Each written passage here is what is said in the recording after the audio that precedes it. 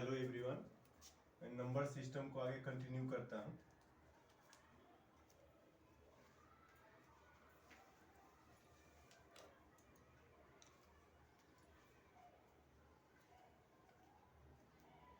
ये देखिए, rational number के बारे में मैं पहले ही बताया था कि जितने भी इंटीजर्स होते हैं और जितने भी फ्रैक्शंस होते हैं सारे के सारे रेशनल नंबर्स होते हैं। ठीक है, अगर उसको डिफाइन करना हो, उसको परिभाषा के रूप में व्यक्त करना हो तो कैसे करेंगे देखिए। जैसे लिखेंगे a number which can be written in the form of p by q, where q is not equal to 0 and p and q are integers। ये देखिए क्या कहता है कि वैसी संख्या जिसको p by q के फॉर्म में रूप में हम लिख सकते हैं उसको क्या बोलते हैं, रेशनल नंबर्स बोलते हैं। ठीक है, p by जहाँ हमारा ये इसको क्या बोलते हैं, जैसे p by q है तो ऊपर वाले को न्यूमरेटर बोलते हैं, नीचे वाले को डिनोमिनेटर बोलते हैं। इट मीन्स कि अंश और हर, ये अंश है ऊपर वाला, नीचे वाला हर है, इसको न्यूमरेटर इसको डिनोमिनेटर। तो जो डिनोमिनेटर है, जो हर है, वो 0 नहीं होना चाहिए और p और q क्या होना चाहिए, इंटीजर्स होना चाहिए।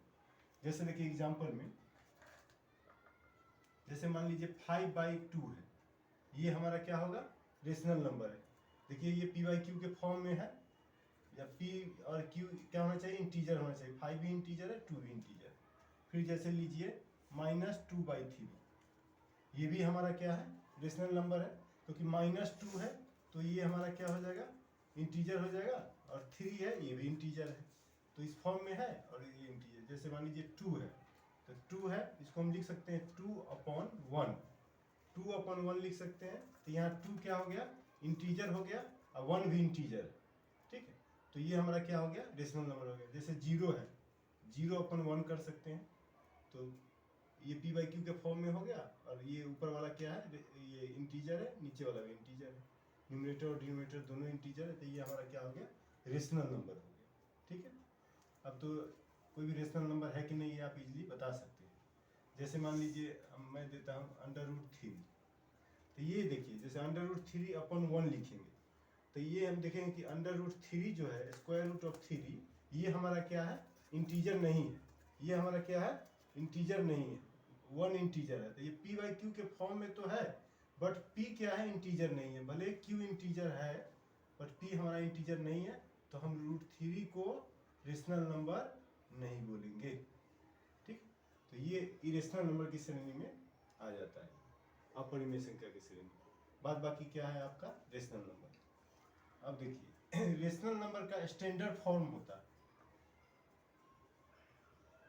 Standard form. तो ये होता है कि हम कब बोलेंगे कि कोई रेशनल नंबर स्टैंडर्ड फॉर्म में है। तो देखिए उसके लिए क्या कंडीशन है कि जो p by q के फॉर्म में हम लिखते हैं, तो यहाँ पे q जो होना चाहिए ये पॉजिटिव होना चाहिए, ग्रेटर देन 0। ग्रेटर देन 0 का मतलब क्या है, पॉजिटिव। अगर डिनोमिनेटर पॉजिटिव है, न्यूमरेटर को हमको नहीं देखना है, हमको देखना है डिनोमिनेटर। सबसे पहले ये देखना है कि ये रेशनल नंबर है कि नहीं। रेशनल नंबर के लिए आपका ये जो मैं लिखा हूँ डिफिनीशन, इससे आप पहचान जाएंगे। उसके बाद स्टैंडर्ड फॉर्म में वो रेशनल नंबर स्टैंडर्ड फॉर्म में है कि नहीं, उसके लिए क्या देखना है कि हमारा जो डिनोमिनेटर है ये पॉजिटिव होना चाहिए। ठीक है, उसके बाद क्या होना चाहिए कि p और q जो होना चाहिए ये को प्राइम होना चाहिए। को प्राइम के बारे में सर मैंने नहीं बताया था, लेकिन चलिए यहाँ डिस्कस कर लेते हैं। को प्राइम का मतलब होता है कि दोनों का जब HCF मतलब महत्तम समवर्तक मॉस, p और q का मॉस अगर 1 होगा तो उसको हम क्या बोलेंगे, ये को प्राइम बोलेंगे। And p, q should be को प्राइम, को प्राइम, को प्राइम। ये क्या होना चाहिए, को प्राइम होना चाहिए। ठीक है, जब को प्राइम है तो हम बोलेंगे कि ये स्टैंडर्ड फॉर्म में है। देखिए एग्जांपल लेके मैं समझा रहा हूँ। जैसे मान लीजिए 2/3 है, ये देखिए ये रेशनल नंबर है, फर्स्ट इंस्टेंस आप देख के बता सकते हैं कि रेशनल नंबर है।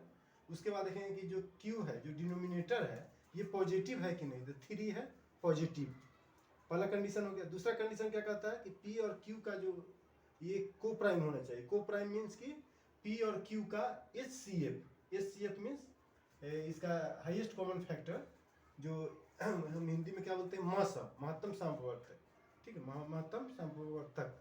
तो ये जो होना चाहिए, ये क्या होना चाहिए, 1 होना चाहिए। देखिए 2 और 3 का अगर आप HCF निकालेंगे, महत्तम साम्प्रवर्तक निकालेंगे, तो आपका 1 आएगा, ठीक है। तो दोनों कंडीशन ही फुलफिल कर रहा है, तो ये आपका क्या हो गया, स्टैंडर्ड फॉर्म में है।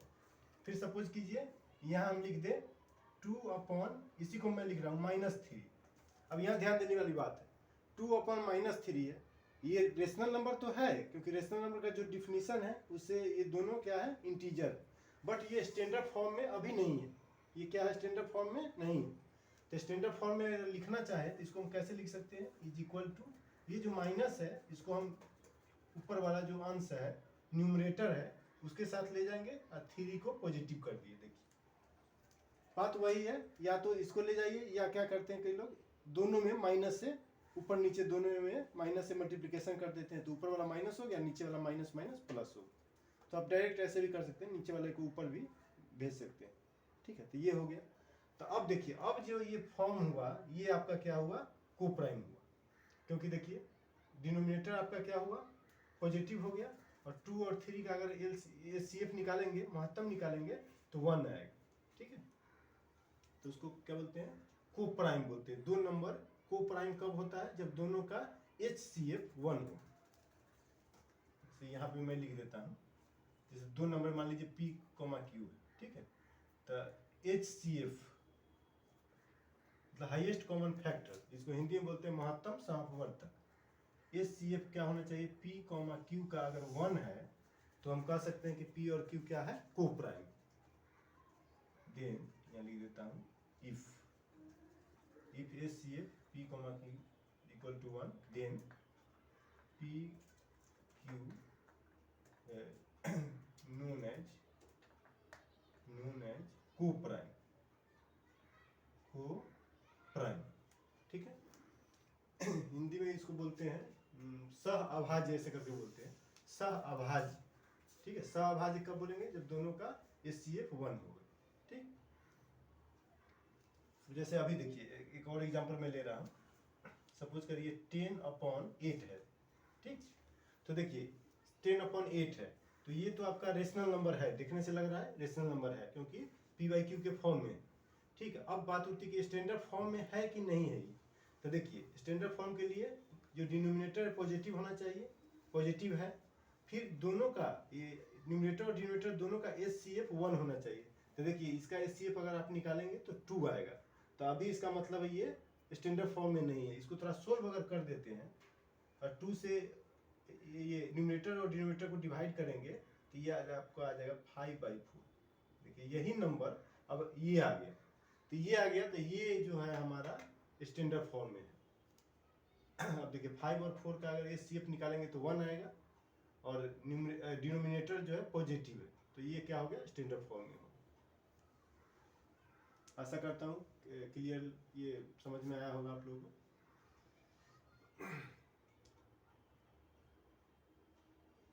ठीक है, अब आगे कंटिन्यू करता हूँ।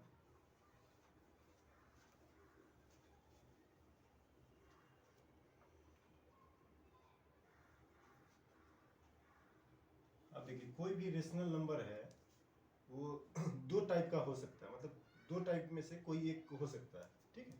जैसे देखिए ये जो रेशनल नंबर है, आइदर टर्मिनेटिंग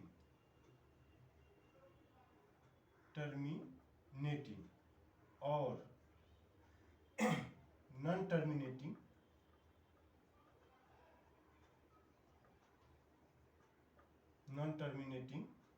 एंड रिपीटिंग, ठीक है। अब देखिए इसका क्या मीनिंग है, ये मैं अभी एक्सप्लेन कर रहा हूँ। ये कोई भी रेशनल नंबर है, ध्यान रखिए, कोई भी रेशनल नंबर है, ये दो टाइप का हो सकता है, या तो टर्मिनेटिंग होगा, या टर्मिनेटिंग अगर नहीं होगा तो नॉन टर्मिनेटिंग एंड रिपीटिंग होगा। ठीक है। अब देखिए टर्मिनेटिंग का क्या सेंस है, नॉन टर्मिनेटिंग रिपीटिंग का क्या सेंस है, ये मैं एग्जांपल लेके आपको बता रहा हूँ।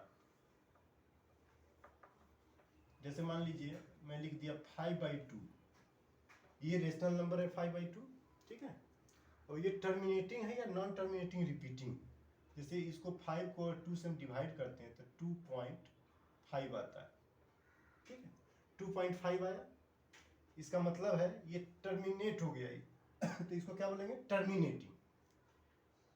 इसको डिवाइड किए तो 2.5 आया, मतलब एक ये आ गया, फ्रैक्शन आ गया, फ्रैक्शन को डेसिमल में चेंज कर दिए तो हमारा क्या हुआ, ये टर्मिनेट हो गया, टर्मिनेटिंग हो गया। इसको क्या बोलेंगे, टर्मिनेटिंग। ये जो रेशनल नंबर है क्या है, इसका नेचर है टर्मिनेटिंग।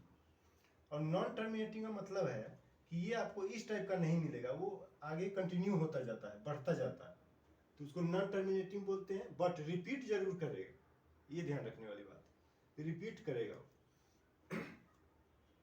तो ये समझ गया आप कि टर्मिनेटिंग किसको बोलते हैं। आप देखिए नॉन टर्मिनेटिंग या रिपीटिंग। सपोज करिए आप 1/3 लीजिए,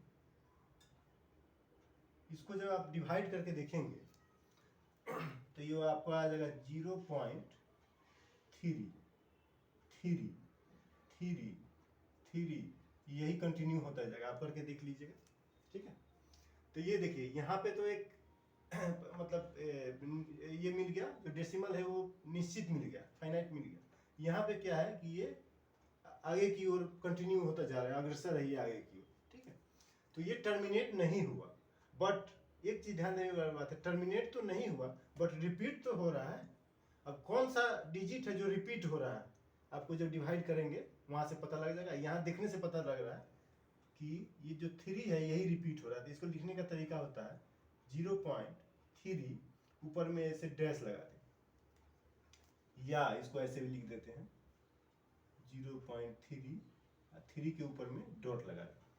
दोनों तरीके से आप लिख सकते हैं। 0.3 ऊपर में ये लगा दिए, या 0.3 ऊपर में डॉट लगा दिए।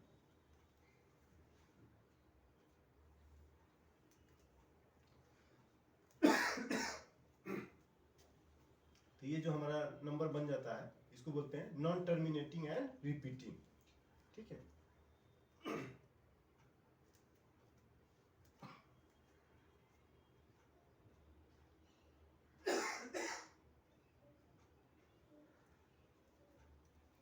क्लियर है, ये समझ में आ गया होगा, ठीक है। बस थोड़ा सा और ब्रीफ करता हूँ, ये रेशनल नंबर आपका कंप्लीट हो जाएगा। और यही जो चलिए थोड़ा सा कंप्लीट करता हूँ। अब ये बात ये है कि कोई भी नंबर है, मान लीजिए कोई बड़ा से बड़ा आपको फ्रैक्शन दे दिया, मीन्स कि रेशनल नंबर के फॉर्म में दे दिया, तो आप कैसे करेंगे, कैसे पहचानेंगे कि वो टर्मिनेटिंग है कि नॉन टर्मिनेटिंग, रिपीटिंग। तो इसका क्या तरीका होता है, देखिए कितनी भी बड़ी संख्या है, मतलब फ्रैक्शन के फॉर्म में है, तो आपको चेक करना है कि यह रेशनल नंबर जो है टर्मिनेटिंग है या नॉन टर्मिनेटिंग, रिपीटिंग। इसका क्या प्रोसेस होता है, जैसे देखिए, जैसे मान लीजिए p/q के फॉर्म में हमको दे दिया कोई नंबर है तो इसमें हम क्या करते हैं, सबसे पहले देखते हैं कि इसको स्टैंडर्ड फॉर्म में है कि नहीं। स्टैंडर्ड फॉर्म में ले आएंगे। फर्स्ट पहला तरीका हमारा क्या होना चाहिए कि स्टैंडर्ड फॉर्म में इसको ट्रांसफर करेंगे, ठीक है, ट्रांसफॉर्म कर देंगे स्टैंडर्ड फॉर्म में। उसके बाद क्या ध्यान देना है कि डिनोमिनेटर मतलब हर, जो स्टैंडर्ड फॉर्म में जब ट्रांसफॉर्म कर देंगे उसके बाद जो डिनोमिनेटर आएगा उसको क्या करेंगे, उसका फैक्टर करेंगे। फैक्टर में ओनली 2 और 5 और बोथ ऑफ देम, ठीक है। मतलब डिनोमिनेटर में क्या होगा, या तो 2 आएगा या 5 आएगा या दोनों के दोनों हो सकता है, ठीक है। सिर्फ यही आ रहा है, देखिए ओनली मैं लिखा हूं, ओनली का मतलब केवल यही आना चाहिए। ये अगर है तो आप कह सकते हैं कि ये क्या है, टर्मिनेटिंग। ये क्या है, देन रेशनल नंबर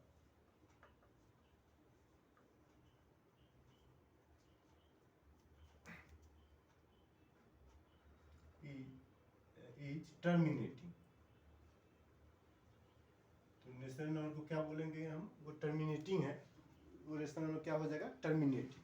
ठीक है, ध्यान रखने देने वाली बात है, इसको छोड़ के मतलब मान लीजिए ये भी है, 2 भी है, 5 भी है, उसके अलावा कोई और डिजिट आ गया, मान लीजिए 3 आ गया, 7 आ गया, ठीक है, ये सब आ गया, तब आपका वो जो नंबर होगा वो किस कैटेगरी में चला जाएगा, नॉन टर्मिनेटिंग रिपीटिंग। वो किस में चला जाएगा, नॉन टर्मिनेटिंग रिपीटिंग के कैटेगरी में चला जाएगा। ये ध्यान देने वाली बात है। एक एग्जांपल में देके समझा रहा हूं। जैसे मान लीजिए कोई लिख दिया 17 अपॉन, थोड़ा सा ये कर लेता हूं, मान लीजिए 150, ठीक, 17 अपॉन 150। तो हमारा डिनोमिनेटर है, सबसे पहले देख लीजिए कि ये स्टैंडर्ड फॉर्म में है कि नहीं। तो बिल्कुल स्टैंडर्ड फॉर्म में है, क्योंकि 17 और 150 में कोई कॉमन डिवाइजर नहीं है। इसका एचसीएफ ऑलवेज 1 आएगा, आप निकाल के देख लीजिएगा, एचसीएफ क्या आएगा, 1 आएगा। ठीक है, मतलब 150 और 17 का एचसीएफ क्या आएगा, 1 आएगा। तो इसका मतलब ये स्टैंडर्ड फॉर्म में है और ये पॉजिटिव है, डिनोमिनेटर स्टैंडर्ड फॉर्म में है। ठीक है, उसके बाद क्या करना है हमको,